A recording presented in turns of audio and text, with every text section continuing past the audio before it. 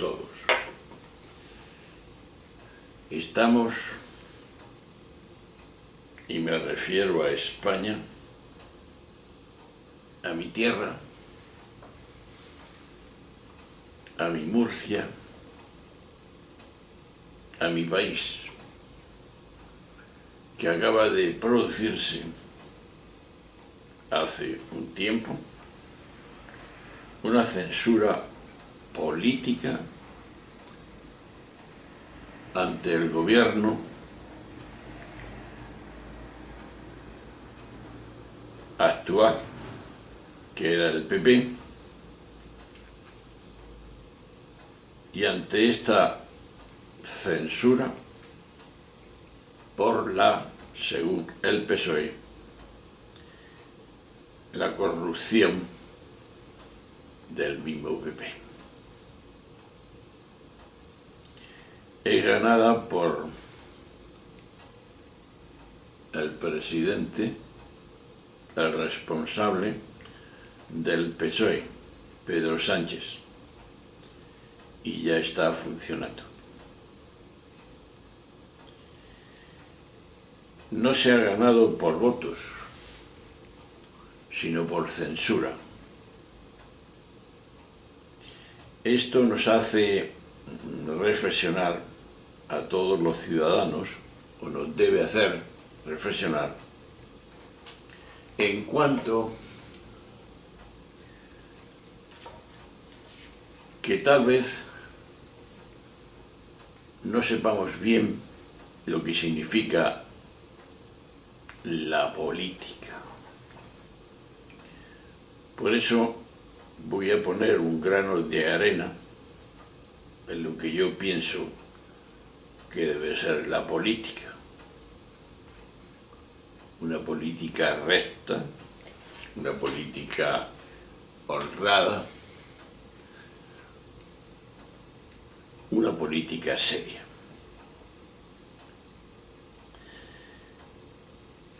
Es verdad que nos debemos de introducir en este asunto con delicadeza y hacer una introducción antes de pasar a lo que se crea más importante, que debe ser la política, la poli, el pueblo. Tenemos que reconocer primero que los periodos electorales, que es cuando los políticos salen de sus despachos para acercarse a lo que vulgarmente llamamos la plaza, a los polideportivos,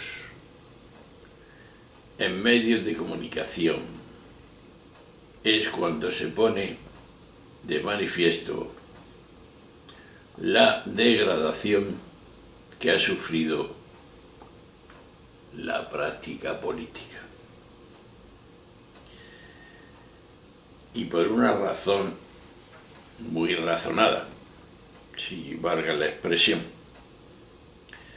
Políticos que denominan su adversario con ridiculación en sus ideas o que nos avasallan con sus innumerables promesas. Destrucción del otro para que yo reine.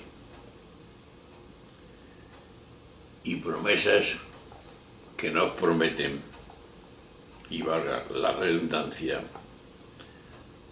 el futuro. Antes de las próximas elecciones, y al margen de cualquier sea el veredicto popular, parece imprescindible llamar la atención, y ahí va el tema, sobre la necesidad de volver seriedad y credibilidad a una vida política que parece haberse degradado ostensiblemente en los últimos años. Y hablo pues no solamente de España, sino en general.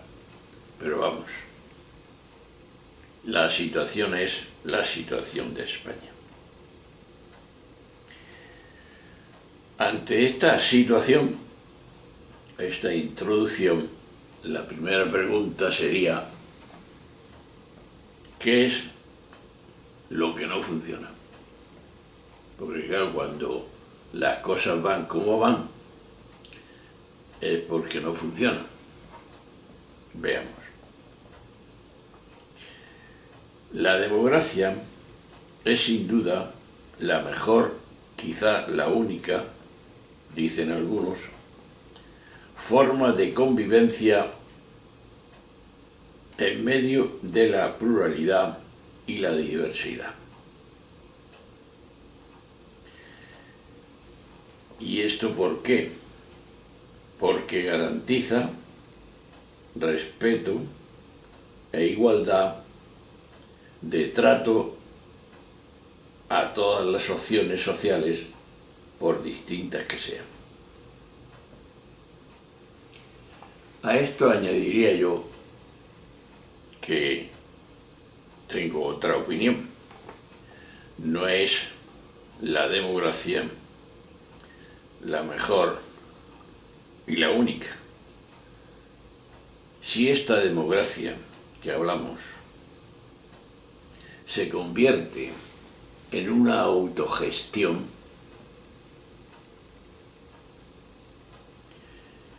varía la situación. Y me hago esta reflexión. La democracia es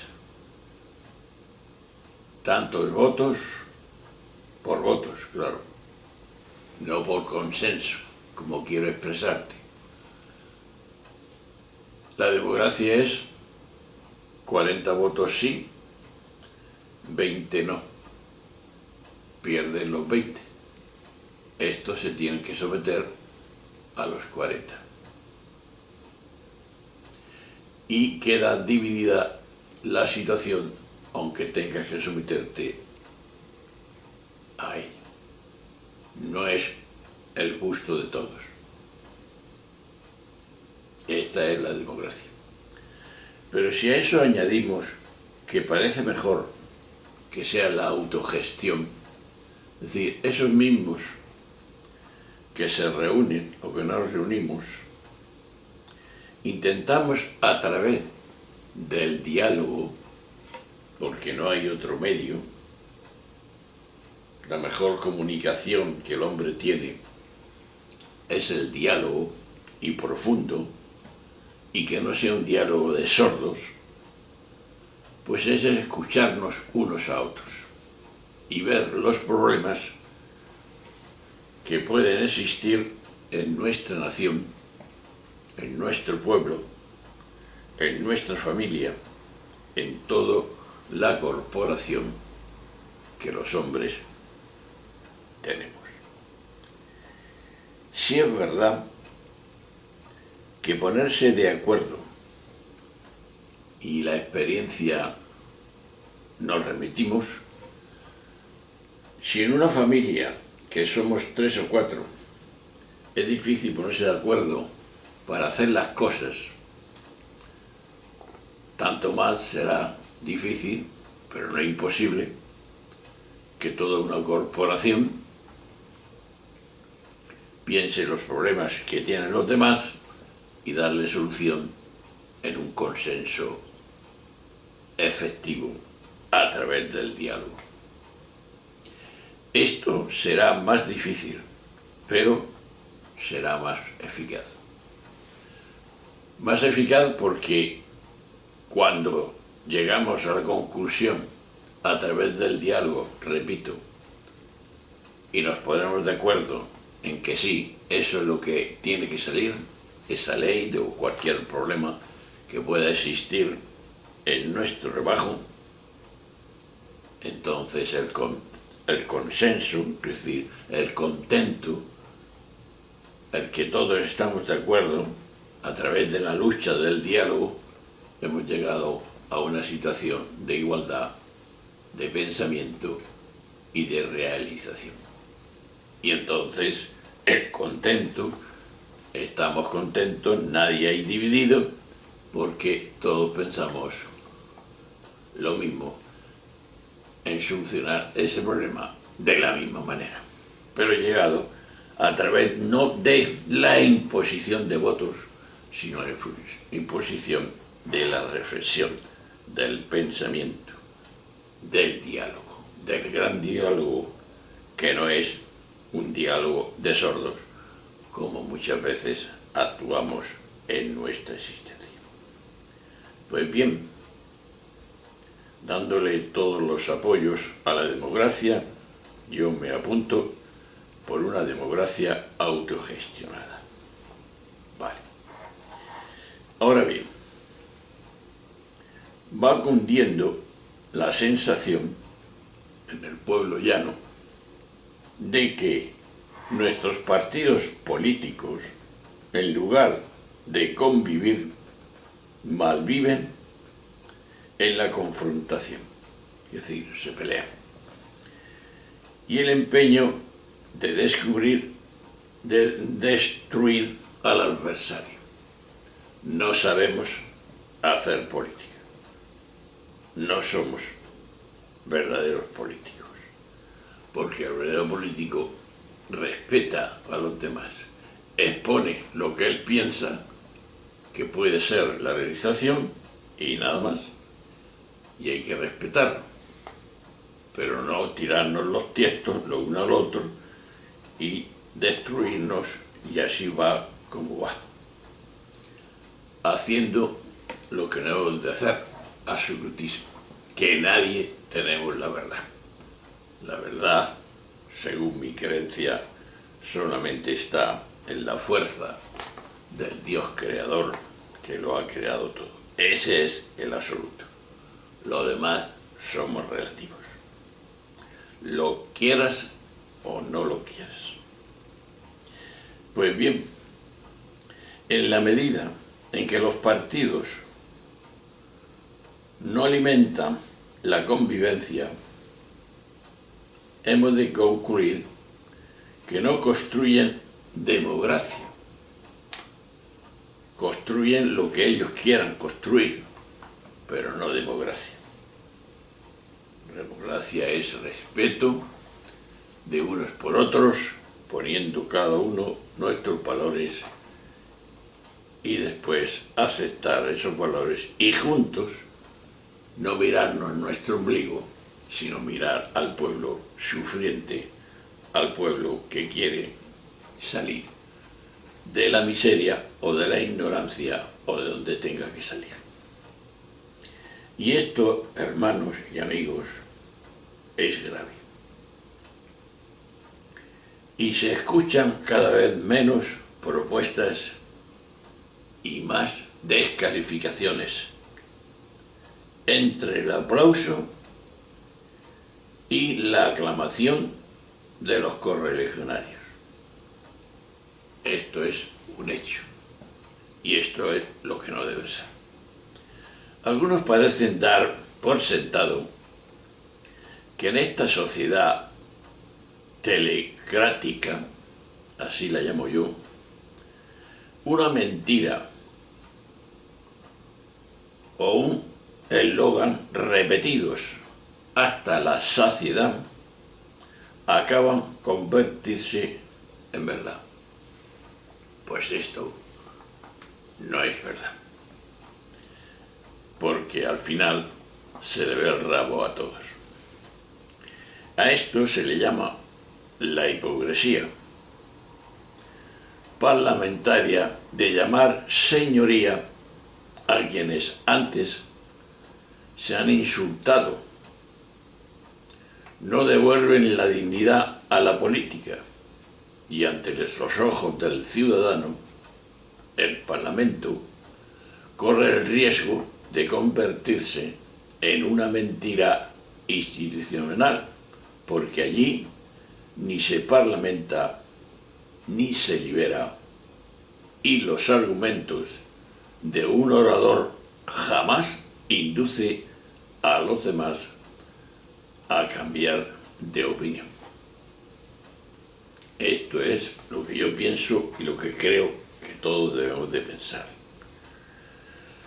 Todo se decide de antemano y solo se trata de deslumbrar a periodistas y telespectadores. Deslumbrar, ahí está. Pero esta degradación quizá no es casual. La democracia iguala el valor del voto de todos, pobres, ricos, débiles y poderosos. Esto no es fácil de asumir por quienes pretenden que sus intereses prevalezcan sobre y siempre los de la mayoría de los ciudadanos. La imposición es lo peor, lo último. Lo aceptaron durante muchos años porque era un mal menor frente al riesgo de revolución comunista, se decía entonces. Pero, desaparecida esta amenaza, buscan desactivar la democracia para garantizar que los gobernantes, y aquí viene el quid de la cuestión, adoptan decisiones sensatas y lo logran cuando reducen la política a un mero espectáculo mediático. Entonces los ciudadanos se desinteresan del verdadero contenido de la política y dejan en manos de los intereses de los económicamente poderosos, que en este caso podían ser eso, los más poderosos, los que más dinero tienen. Hoy, la aceptación de un partido depende más de su presencia mediática, por desgracia, que de la calidad y seriedad de sus promesas o de sus propuestas. Los partidos solo pueden aspirar al poder si les respalda una gran cadena mediática. Los que no tienen propaganda, los que no tienen dinero y tal, se quedan en la cuneta, por desgracia. Por eso, la bochornosa parcialidad de muchos medios, particularmente los públicos, nuestra televisión, nuestros periódicos, deterioran seriamente la democracia, como se ha evidenciado en la Italia de Visconti. La política queda de nuevo a merced ¿de qué? Del cochino dinero, hermanos, y así hay que decirlo, del capital. De ahí, la política aparece como un espectáculo que ganará quien sea mejor actor o sepa ridiculizar, poner verde de forma más contundente al adversario. Y en ocasiones, estas dinámicas generan una polarización política que acaba por transmitirse a la sociedad entera. Claro, cuando la sociedad percibe a los políticos como actores de un teatro ajeno a sus inquietudes e intereses, pierde la confianza en ellos y muchos ciudadanos se refugian en la apatía, en el catastrofismo social, que quiere decir, sencillamente, su alejamiento de la participación política, incluida la electoral, por ser aprovechado fácilmente por quienes proponen propuestas demagógicas, explotando el sentimiento de inseguridad generado por el propio sistema. Si nos remontamos a las últimas elecciones presidenciales francesas y la derivada de la opinión pública americana, tras el 11 de septiembre, hace ya tiempo, muestran cómo esta situación puede permitir que políticos de extrema derecha alcancen importantes cuotas de poder. Con aquella ocasión del 11M, pues hubo un miedo terrible y las votaciones en todo el planeta se apuntaron más a la derecha que a la izquierda. Pero lo que más ahuyenta a los ciudadanos, y hay que decirlo, es la gran corrupción de la política, que eso ha sido lo que Pedro, es decir, el PSOE ha hecho en España, denunciar porque la corrupción era fuerte. Ese fue su argumento. Y tal vez, no, seguro, tenía razón. Es el uso deliberado de la mentira como forma de ejercer el poder. Así, hemos ido a la guerra contra el Irak con unos argumentos que todos sabíamos que eran mentira. Por ejemplo, en aquel tiempo. Lo sabían ellos y lo sabíamos quienes masivamente nos manifestamos contra la guerra de Irak, cuando estaba el presidente anterior. Se ha demostrado, pero siguen en su puesto. Creen que el poder da licencia para mentir. Ese es lo que está pasando y así funciona. ¿Qué es lo que no funciona? Otra actitud,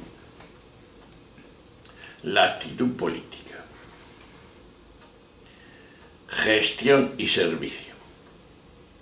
La política es, ante todo, y lo sabemos, servicio a los ciudadanos. Hay que garantizar una buena gestión de ese servicio. No podemos olvidar que más de un tercio de los recursos de nuestro país son administrados por el sector público y esa administración ha de ser eficiente y no con engaños. Otra faceta, el liderazgo social. El ámbito político no debe olvidar su papel de educador del conjunto de la sociedad. Ha de promover ciudadanos con capacidad crítica, capaces de asumir el poder democrático que le atribuyen las leyes y de ejercerlo desde la solidaridad y al margen de la competitividad. Solo la difusión de estos valores permitirá al político construir una sociedad en la que el bien público prevalezca sobre los intereses privados. Y esto lo sabemos. Otra faceta es transformadora de la sociedad. La política es la principal herramienta para la transformación social, pero no la única. Los movimientos sociales han logrado éxitos importantes a nivel internacional y han cambiado la agenda de políticos y gobiernos. El ámbito público ha de ser permeable a su influencia, reconociendo su potencial transformador y aprendiendo de sus formas de participación y funcionamiento. El éxito, por ejemplo, de Lula da Silva en Brasil y su Partido de los Trabajadores acredita el potencial transformador de esta colaboración.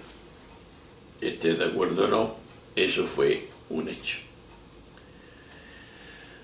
Ante esta situación, actividad política, nos preguntamos, ¿qué puede hacer el ciudadano? ¿Qué podemos tú y yo, que somos ciudadanos, que se dice de a pie?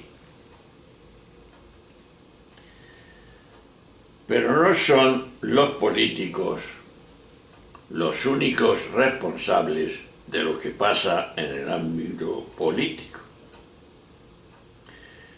En el largo plazo, la idea de que los países tienen los gobernantes, que decimos, que se merecen, puede tener algún fundamento, esa afirmación. Y es verdad. La sociedad de consumo ha contribuido a crear personas acríticas, ajenas al mundo que la rodea. De ahí una gran parte de la ciudadanía cree que con votar una vez cada cierto tiempo es suficiente para el buen funcionamiento de la democracia. Sin embargo, son los ciudadanos los primeros responsables, deben de ser, de los problemas que les afectan.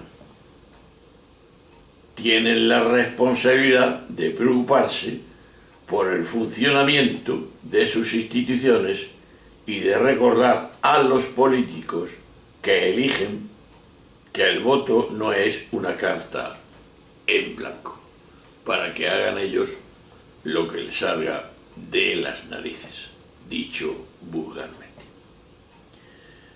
Que se lo creen. Se ha de recordar además que no solo es política la que se ejerce desde las grandes instancias, sino que también la que se realiza desde la asociación de vecinos o desde un grupo de presión que defiende determinados intereses. Hay que contar con esto. Y en este sentido, los movimientos sociales, o las ONG que se llaman ahora, que han adquirido gran relevancia en las últimas décadas, constituyen un intento de la sociedad por recuperar un protagonismo que jamás debería haberse perdido, que es lo que dice el pueblo y lo que quiere el pueblo y no los políticos. No le dan fuerza a los políticos el hecho que se le ha dado por el solo voto.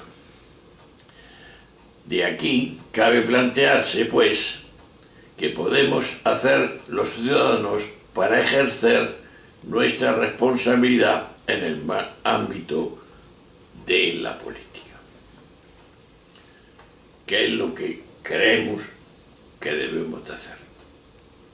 Primero, educar y sensibilizar desde la familia a la escuela, en la tolerancia, en el diálogo, la paz y la responsabilidad con el entorno social, político y ecológico.